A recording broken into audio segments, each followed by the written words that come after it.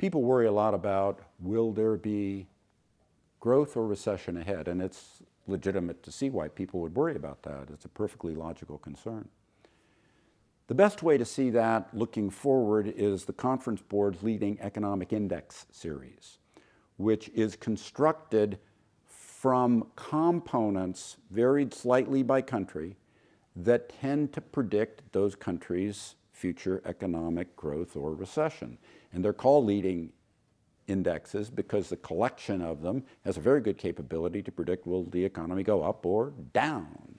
And the fact is, simply said, that if you look at America or you look at Western Europe, which is also calculated for several of those countries plus the Eurozone as a whole, or some other countries singularly like Britain or Japan, you can see that overall, right now, we don't have a problem with growth. We overall see a world where a few countries are staggering and the bigger bulk of the bigger part of the global economy is actually growing.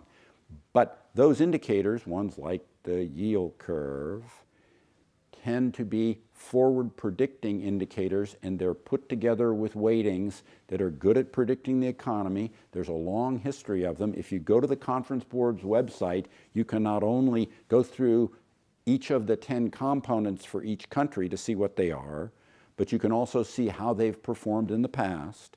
And if you do that, you tend to become a believer, as am I, in their predictive ability to tell you, overall, are we going up or going down? I'm going to give you a real simple guideline.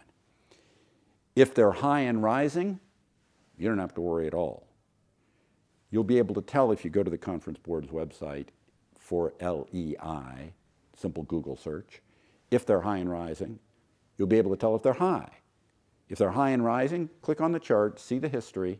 If they're high and rising, that country's in good shape. The region's in good shape if for the region. If they're high but not rising, there's a little more worry.